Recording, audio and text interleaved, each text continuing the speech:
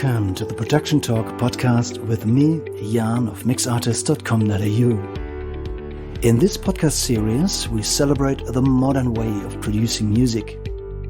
We want to talk about all things related to songwriting, recording at home, and music production. So if you produce your music at home, this is the place to be. Please subscribe and recommend this podcast to all your friends.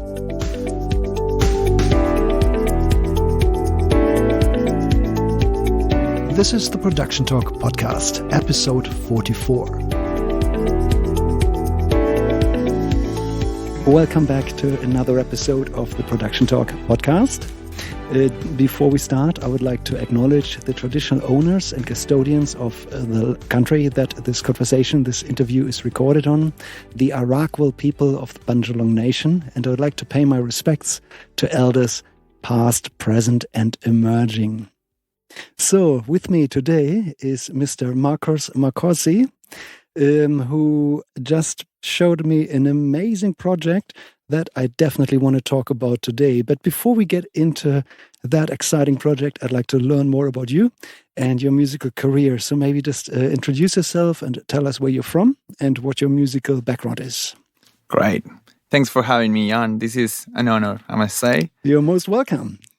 My name is Marcos Micozzi. I'm a musician. I'm from Argentina, Buenos Aires, Argentina, and I came to Australia 4 years ago, wanting to be a musician. Right? I was studying architecture back in Argentina, so it's a different life. Very different, yeah. Although it kind of applied. The 6 years of architecture in this project. Yeah, we'll see that later towards the end, I guess, when the circle closes. Exactly. But how old were you when you first picked up an instrument, when you first started learning? I think I was music? I was 13 years old. I played drums. I started with drums. Yeah, I went to this kind of like after hours little school where you would paint, you would make music, and you would spend each day doing something different. So I played bass and drums and paint there, which was great. I think that's where it all started. And which instruments do you focus on these days?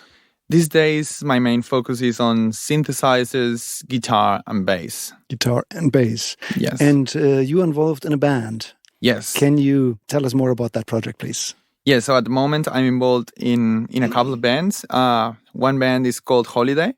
It's based in Tasmania, which is a band that focuses a lot on live performances. On the other hand, I'm also a part of Yellow the Sun, which is, on the other hand, a band that doesn't play live, but it's just like a studio project. And then at the same time, I make my own music, which will be released soon. Fantastic. And are there any releases out at this stage? At this stage, yes. There's one single released with Holiday, and there's 3 songs released with Yellow the Sun, and one more to be released, I think, next week, which is really exciting. Oh, wow. Yes. Look, please pass me all the links. I'd like to put them all into the show notes. So at the end of the episode, please move on to the show notes and click and have a listen. Thank you. Excellent. Can you describe the musical genres that you're involved with and the feel and vibe? Yes. Well, the band Holiday, it's a mixture of different styles because it's Meg Hitchcock, who she's from London, Jesse Hicks, who's from Tasmania, and myself. So I come from a very experimental, I would say, genre. I like using a lot of effects. I like non-conventional sounds in a way.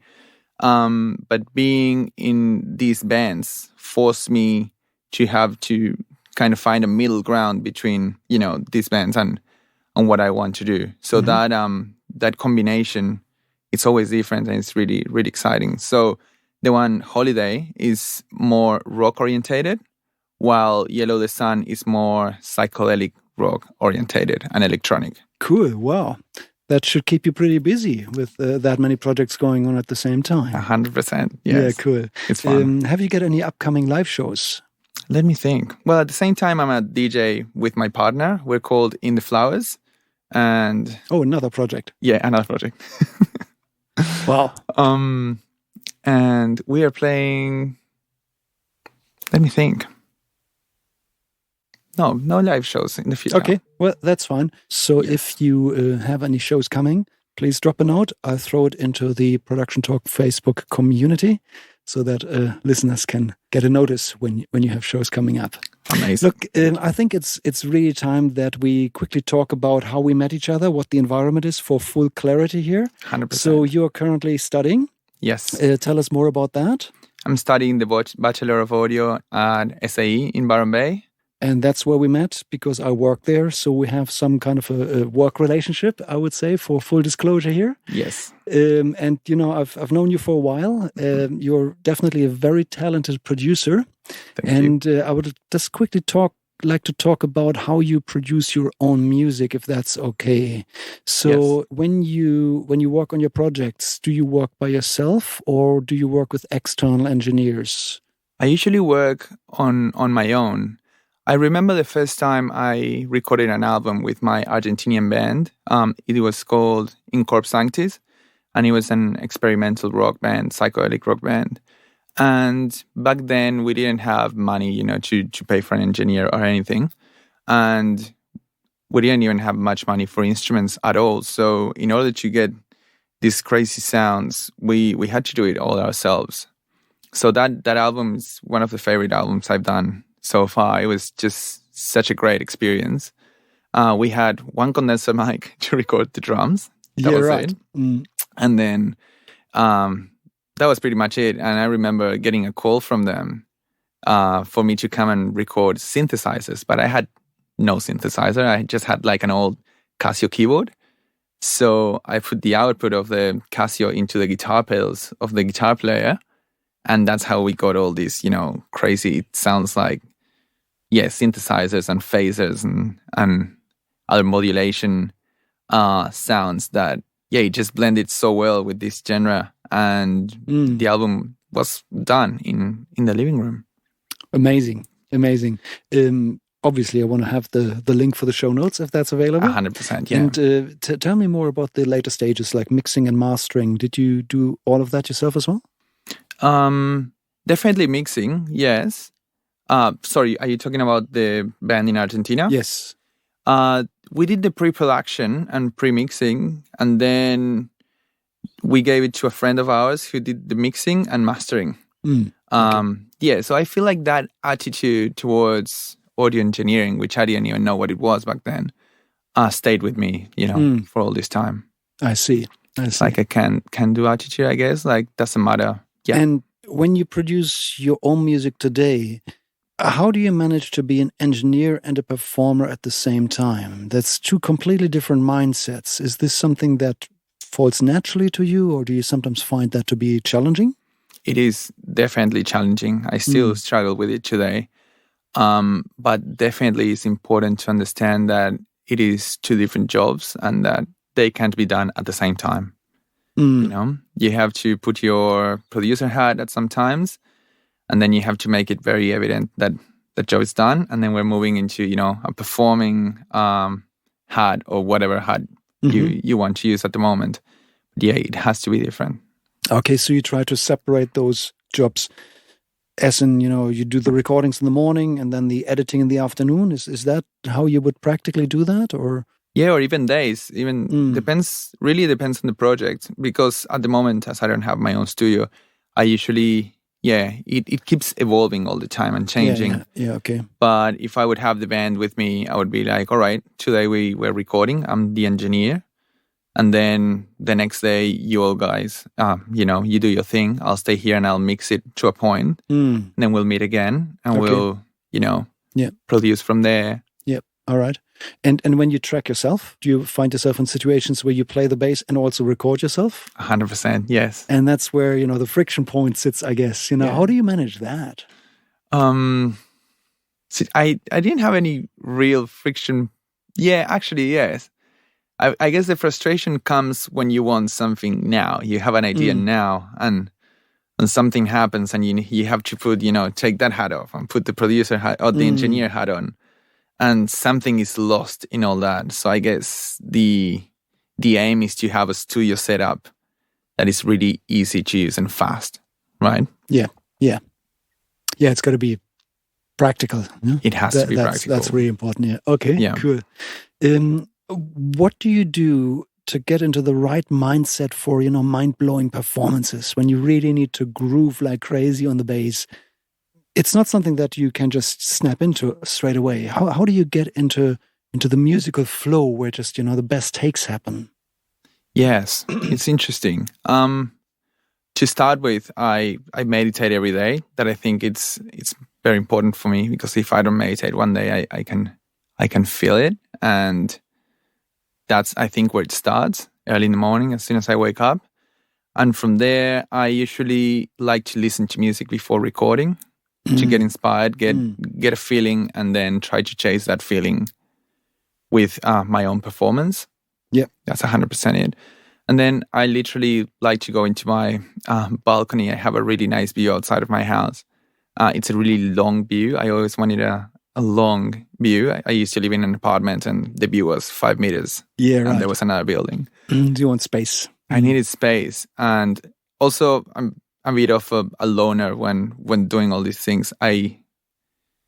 Exactly. So if I want to be in that performance mindset, I usually would like to be alone and tap into some kind of energy that could come from listening to music, or could come from just, staring at this long landscape and quietness, I guess. Okay. And that calms your mind. And then from there, good takes seem to appear. I feel like I have to believe it before I can do it. I can't force it. You can't really force it. I mean, of course, you find yourself sometimes having to force it because there's deadlines. Yeah. And I guess, you get better at what you do, and you can force something, and it's something you're happy with. But if you want that, that extra mile, that feeling recording into something, the feeling is needed. It translates somehow. Cool. Okay, good. Well, thank you for sharing. I would like to sort of gradually steer towards the project that you just completed, which we've spoken about before, and I probably need to explain what's going on. What's the name of the project? What's the name of the project? It's like an umbrella project that has inside multiple projects, I would say. Okay. So the umbrella project is simulated environments, because it's kind of, you're somewhere, but you're not really there in a way. Okay, well, that doesn't make sense yet. So we have to break this into little sections and take a step to step. So you created sounds in a different way. Can you explain? So I use a Neve Custom 75 recording console, and I use it, some would say, the wrong way, to create a sound that it's not ideal. It's a feedback loop. And then I found a way to manipulate that sound and make it sound like a sound we're familiar with. And in that process, I created an instrument that I can perform with. So you're saying you turned an analog Neve console into an instrument? Exactly. Through using feedback. So how do you do that practically? How do I do the feedback? Yes. So I route the output of a signal into its same input. So I use Pro Tools for that. I send the signal to Pro Tools, and then I send it back into the same channel in the Neve, which creates a loop. And that creates a really annoying sound.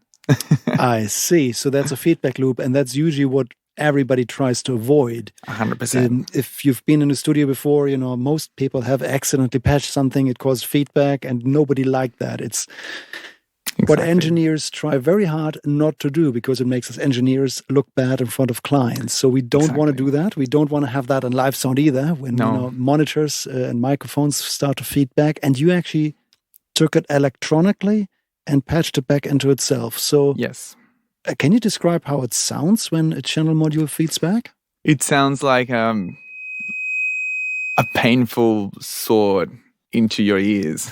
How could you describe it? Sound, yeah? It's a piercing sound. Yeah, it's thin and thick at the same time. I don't think we're meant to listen to that for too long. Okay. But then, yeah. All right. And then I noticed that when I looked at the console yesterday, you had labels on the channel strips, and usually where we place labels like kick and snare and so on, you had labels that actually identified a musical note. Exactly. Explain. Well, so this technique of using feedback loops is called no input mixing. And it's interesting, and I've seen a lot of people do it, and you can get these feedback loops and then crazy sounds can start to happen. But what I thought it was interesting about my project is the process of, we come from a mindset of musical scales, but then we focus on those notes that are not a C, not a D, not a D sharp, those in-between noises that they're nothing at the moment and no one looks at them. And we explore them, but then we bring them back to what we can understand. So in a way, we're at the same point of, where we started. We're playing a C major chord in a way. But there's a whole process that happened in between that. And I think that's the heart of the project in a way. So how did you get a channel module that feeds back through, connecting the output back to the input? How do you get that to sound as a C? How do you get a pitch out of that? It's just a squealing noise at this stage. It is. So I realized that by engaging different parts of the console, that sound would change, right? So it was a process of unlearning what we have learned. So if I, for example, engage the EQ on that channel, suddenly it acts as an octave pedal and it goes an octave higher. And suddenly the gain port is a fine-tuning port. And then if you engage the low cut button, it acts as a tremolo, which is crazy. But okay. it works like That's that. That's definitely not what anybody intended when this console was built. Look, I know a little bit about the inner workings of this console, as I was deeply involved in the build of it. Exactly. But nobody foresaw these things happening ever. So it's exciting. Let's say, you patch it back into itself, you hear a sound. I believe you had a tuner going, is that correct? Yes. So what if the tuner now shows it's a bit flat or something? Well, how do you change that? How do you go in and tune that up a couple of cents? I know that if on the EQ section, if you moved, I got very, very intimate with the machine to a point where I know exactly what port I need to move in order to do a fine tuning to a certain degree. And if I want to go from a C to an A, I know that this other port is like a faster fine-tuning, right? Yeah, right. So I know if I change the frequency on the high frequencies EQ, that is going to, pretty much allow me to fine-tune. I don't know if I explained it properly. So by engaging it and playing with this, you experimented and noticed that the overall pitch went up and or down a couple of cents? Exactly. I think it comes from... when you first see a guitar, it's completely alien. Like, how can you explain someone how it is, how it works? But we're somehow familiar with it because of the amount of time we spend with it and, generations spend time with it. This is the same. In the end, it's an instrument. It's just, it doesn't work in the way we were taught things work. So if you spend enough time with it and become familiar with its patterns and behaviors, then it just becomes as natural as playing a guitar, I guess. Yeah, right. And how many different channel modules did you use and how many different pitches did you get? I use 2 octaves and I usually use only the white keys of a keyboard. I see. So that's eight notes? Yes. Times 2 octaves, so 16? Exactly. And no sharps or flats. Okay. Just for so it's easier to perform with it. But by patching the outputs back into the inputs, they all sound at the same time. And if I imagine, all the 10 keys played of 2 octaves at the same time, that's not what we want to hear. That's not a pleasing sound. So how did you then manage to play just specific notes? So I realized that initially I wanted to use the faders to perform, but then even if I had all the faders down, the sound I could still hear the sound of all of them at the same time. So I had to find another way of doing that. And I realized that if I had all the faders up, but I was monitoring the aux send 3, for example, and then I had all the aux 3 cents to a certain level, and then only by activating it, the sound would come out. But then if I had nothing pressed, no sound would come out. Do you understand? I see. So in other words, you weren't actually listening through the normal signal flow of a console, from the fader to the mixing bus to, the left-right mix to the speakers. Instead, you just used an aux send. Yes. And that was connected to the speakers. And the way this console is built, it's got an on-off switch for the aux. Exactly. Which would be a dream, actually, if someone could change that to a latch mode. Is it latch when you just press and then it's send, and then when you take it out, it's not? I think you mean momentary. Momentary. Latch is what it is at the moment. Exactly. So you press it once, it stays on until you press it again. You want momentary. I would love that. How good are you in writing software? We'll see. Look, the software engineer who programmed the software for this console, I know him. His name is Greg. He lives in Poland. He worked for Dolby Laboratories after programming the software for the custom Series 75. Amazing. I'm still in touch with him every so often, but I don't think he's actively involved in the software development these days. So yeah, I'm sorry to disappoint here. I don't think that's a feature you will see anytime soon. Damn, I'll have to learn how to write softwares. That's the next step. Yeah, right. Okay, so all right, I can visualize this now. You've got 12 channel modules in front of you, and now you go to the aux send on-off switches. Yes, and that allows you to now activate certain notes and play, let's say, 3 notes for a major chord or something like that. Exactly. Or you could even play, a melody if you wanted to. Mm-hmm. Okay, good. And then it comes out of a mono aux send. Yes. But that's not where you stopped. You went further, yeah? So I believe at this stage, the idea of, what is it called again? No input mixer? Is that no input mixing, yeah. No input mixing. What was your inspiration to get to this point? Who inspired you to build, a no input mixer using the Neve console? I guess the first one was Philippe Chambin with his project Squeal, where he explores this already. Yes, that is a big project, and a big shout out to our mate Phil. Yes. I've known Phil for a long time. He was actually my best mate at my wedding. That's how close I know him, and how well I know him. And I'm definitely going to put a link to his project into the show notes. It's crazy stuff. Definitely check it out. Yeah. Okay, so that was some of the inspiration, but then you took it much, much further. So the signal came out of this mono aux, and you didn't stop there. What was the next stage for the signal? The next stage is so the signal is beautiful. You create a chord and you can actually hear it, and it's a really nice sound. But it was a bit static for me. I was like, okay, where do we go from here? It's a bit like monotonous in a sense. So I have a Yamaha CS5 synthesizer that has an external in. So I thought of grabbing the signal, send it into the external in of the synthesizer, and then use the filters and LFOs to modify the sound. So that opens a whole new world for me, because I can filter the sound, I can give it movements by putting the LFO, engaging the LFO, and then of course from there it is really endless. I see. So the synthesizer is actually not used to play any notes. No. You didn't use the keyboards. No. But just an external in, then you used the controls that you have. They're all, I believe, analog controls. Yes. To modify the sound. And how did it change? How would you describe the sound before and after? What were you able to do? How did the sound change in timbre? Pretty much I'm able to EQ it, really. It is that. It is I'm applying a filter to it, and it allows me to bring the sound, more to the back, or bring it more to the front in a way. Okay. So it allows it to interact with other elements in a more dynamic way. I see.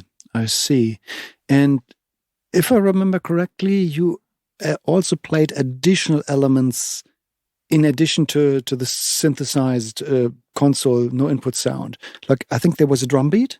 Yes. Is that right? Where was that coming from? I had a Roland TR-8. And that's just a drum machine. And at what stage did you blend these signals together? Were they arriving baked together at the synthesizer stage, or were they summed later? So actually, it's going through a couple more things. It doesn't end at the synth. Okay. So So I was just getting ahead of myself. Okay, just you take over, please. What's the next stage after the synthesizer? Perfect. After the synthesizer, the output goes towards a DI, and then on the DI, I have the balanced XLR output, and that goes onto my interface.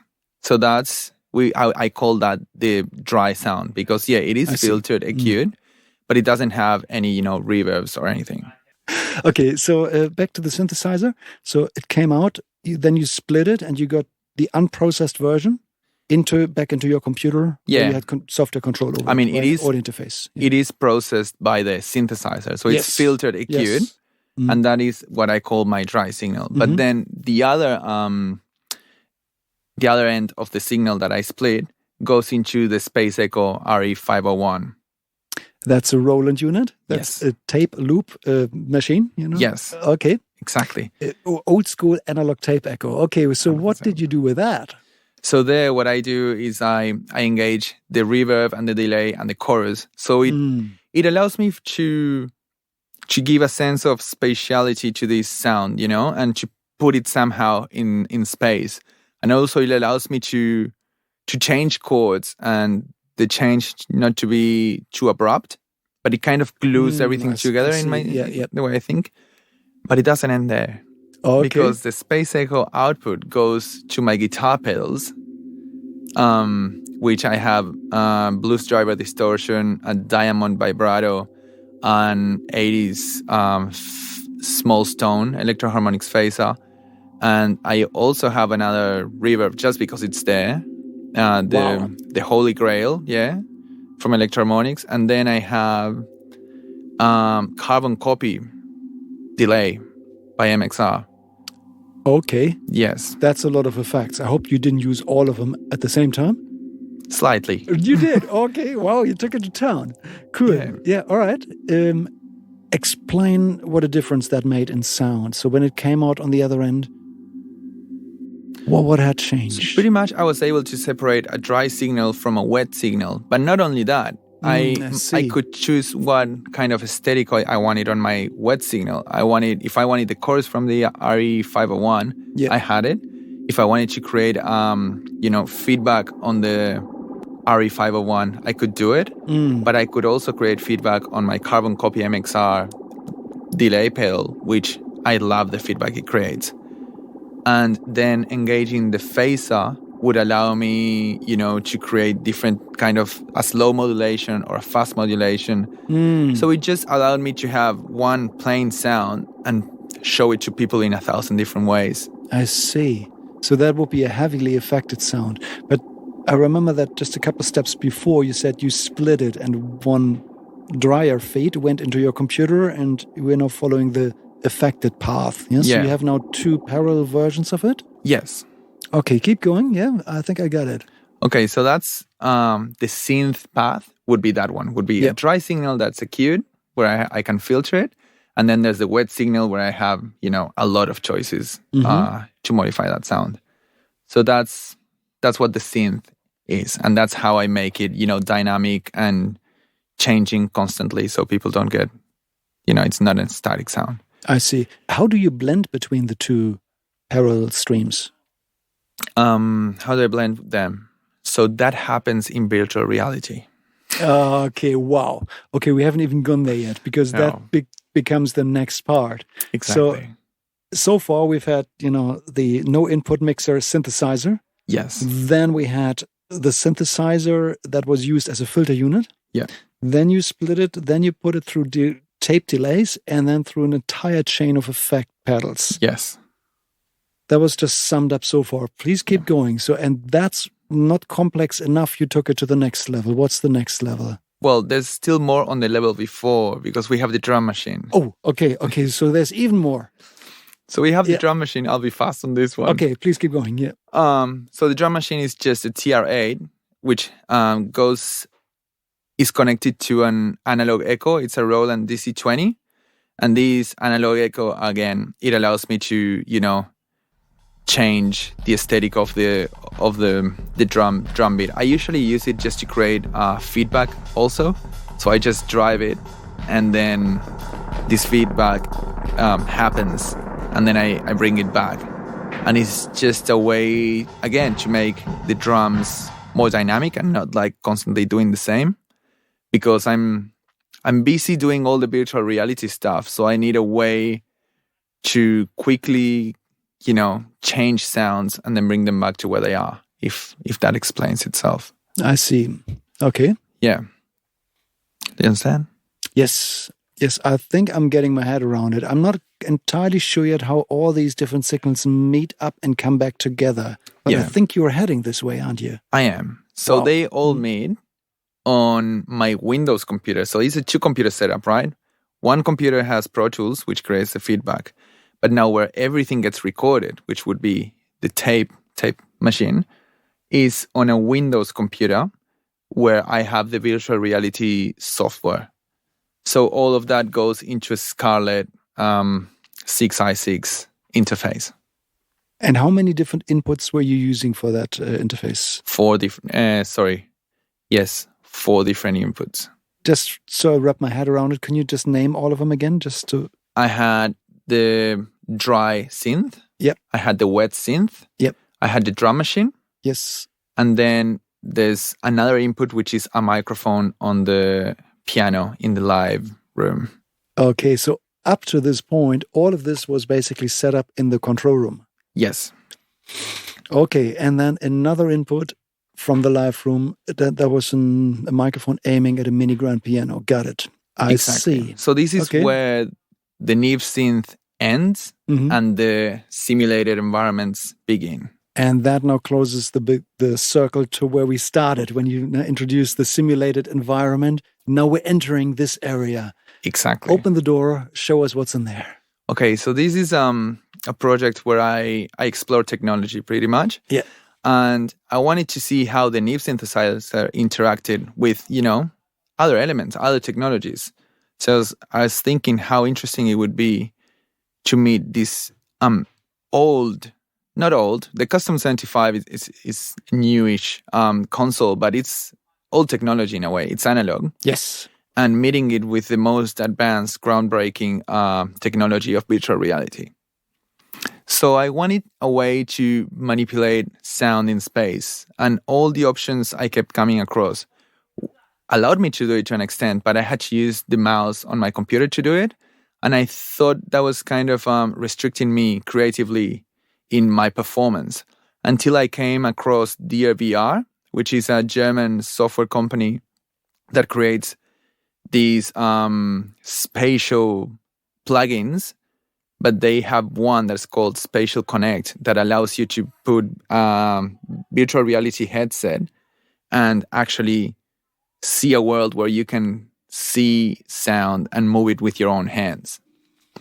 Wow. Yes. Wow. So by see and move, is that like, I just imagine myself, taking the mouse on my computer and click on a folder and move it from left to right and on the desktop into another folder. Is this what I need to imagine here? Same, but just imagine you have a virtual reality headset on, so you can see anything of your reality. You're just in this crazy world. It's all pretty much gray, but it allows you to see the sound sources.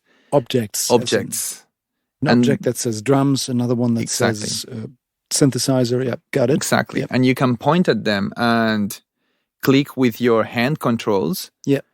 And then move it in space and determine if you want it, closer to you, further away from you. That's not something I can do with the mouse on my desktop. So, you can do left-right motion. Yeah. And if I understand correctly, that would actually lead to a left-right panning in what you hear. Is that right? If you move, let's say, the drums from left to right? Yeah. But you can also move them closer and further away. So like in a 3-dimensional space. Is that correct? Exactly.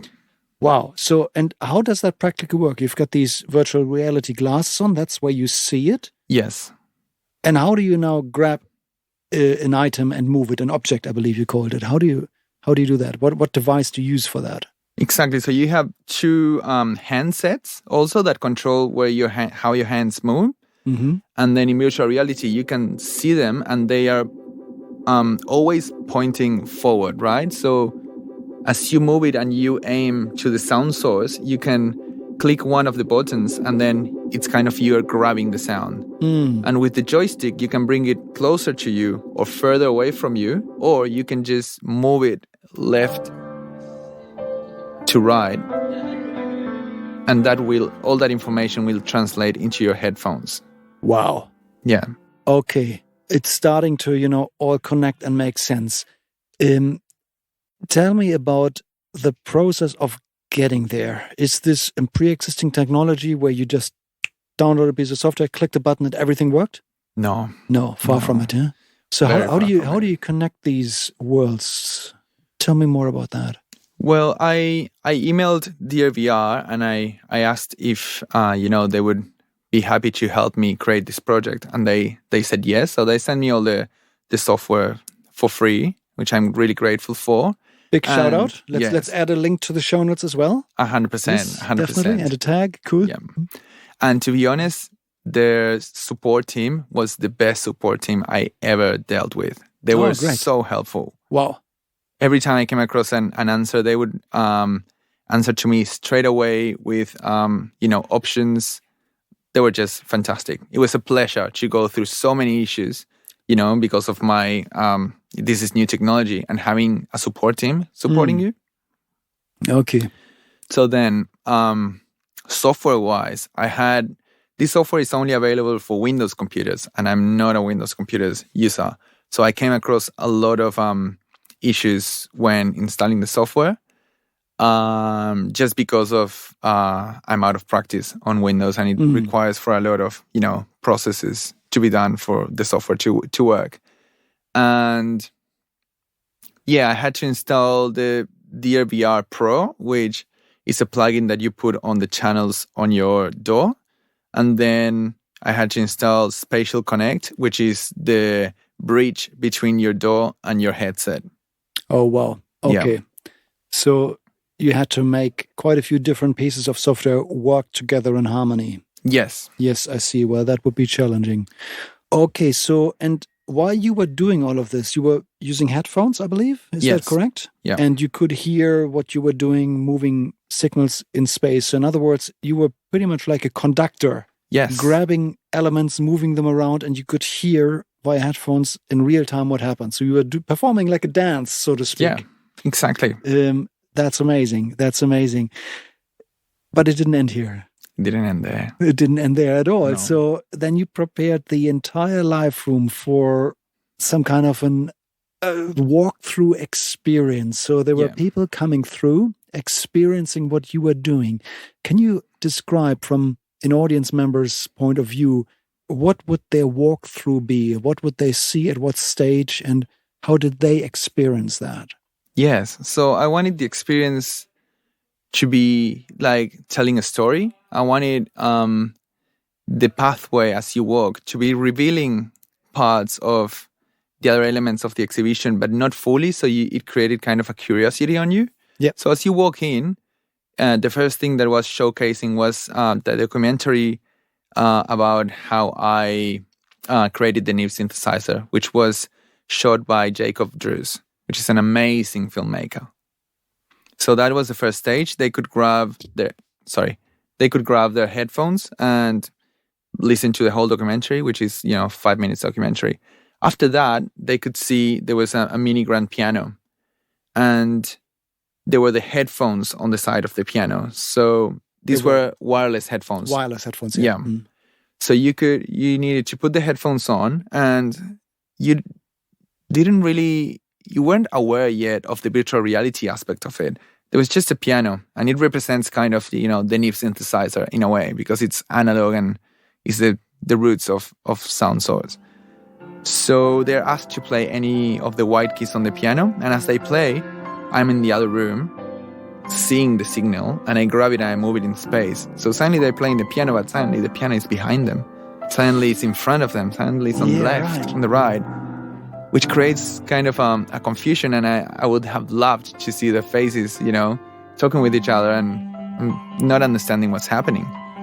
Then from there, they move into the next stage, which is a projection of what I actually see on my virtual reality headset. So they're looking at what I see, and at the same time, they can see the piano perform, So there is where I feel like they start to understand what's happening.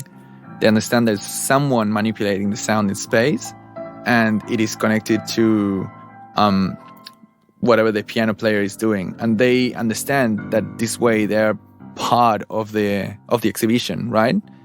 They're both audience and performers, which makes it really special.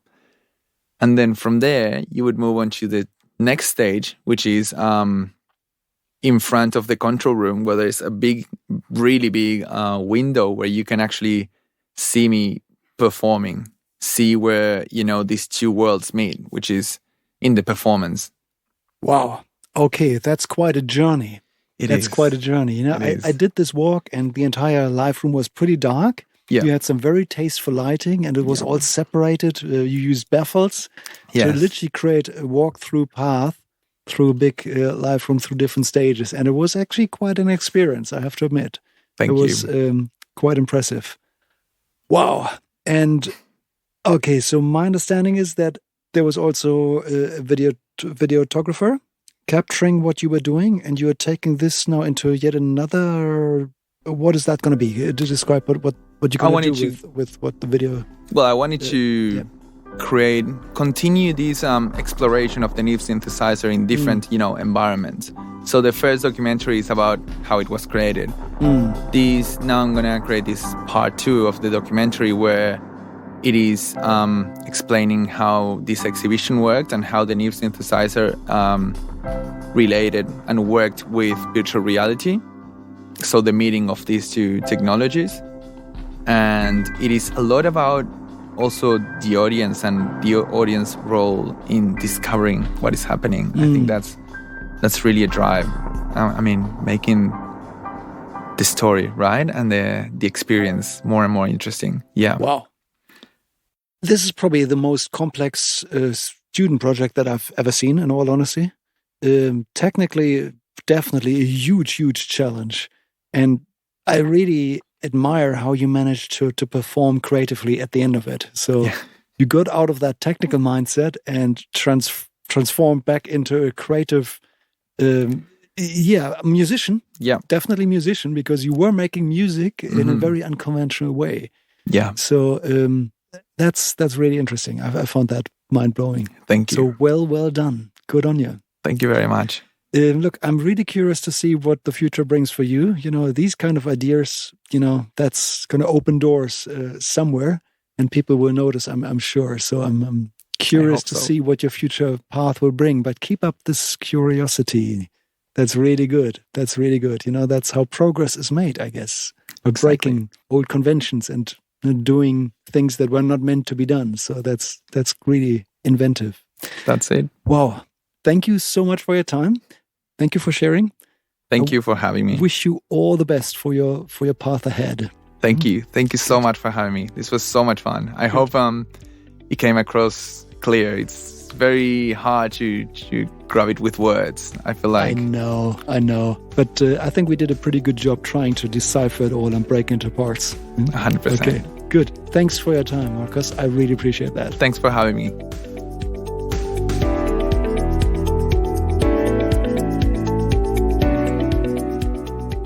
Wow, this might have been the most technical episode we've done so far.